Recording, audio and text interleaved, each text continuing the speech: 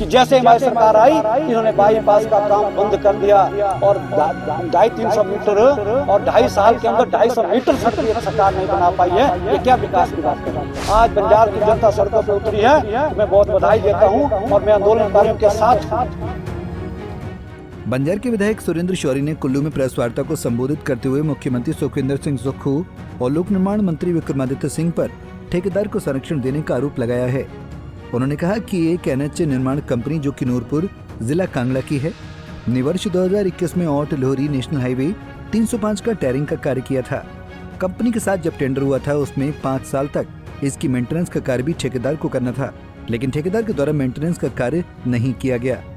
उन्होंने कहा कि सूरत में सरकार को ठेकेदार को ब्लैकलिस्ट करना चाहिए था, लेकिन सरकार और विभाग ने कोई एक्शन नहीं लिया।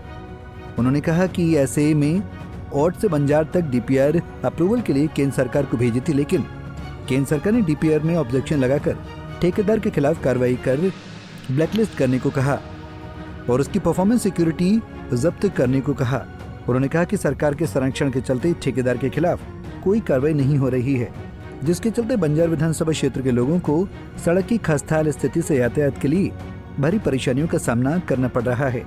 उन्होंने कहा कि आज जिस प्रकार NH 305 की खस्ताहाल स्थिति के लिए बंजारा विधानसभा क्षेत्र की जनता के साथ कांग्रेस के लोगों ने भी अपनी सरकार के खिलाफ धरना प्रदर्शन किया है। ये सरकार की नाकामी है। जी बिल्कुल, आज जो प्रदर्शन हुआ है इससे ये प्रतीत होता है, इससे ये साफ दिखता है कि कांग्रेस के लोग भी इस सरकार की कार्य प्रणाली से संतुष्ट नहीं है। NH 305 की टायरिंग जो होनी चाहिए थी, पर्यटन सीजन सिर पे है। आज सभी पर्यटन कारोबारी भी सड़कों पे उतरे थे, आम जनता भी उतरी थी, क्योंकि इस सरकार उस कंपनी को बचाने का प्रयास कर रही है जिस कंपनी ने 2021 में टायरिंग की थी। हम कहते हैं कि वो डिफेक्ट लायबिलिटी पीरियड के तहत 5 साल से रख रखाव करना नहीं किया, उसको ब्लैक लिस्ट कीजिए और तुरंत हमको केंद्र से पैसा मिल जाएगा और हमारी एज टू एज टायरिंग और से बंजार तक होगी। लेकिन ये सरकार उसको नहीं कर रही है, उसके कारण लोग आज सड़कों पे उतर चुके हैं।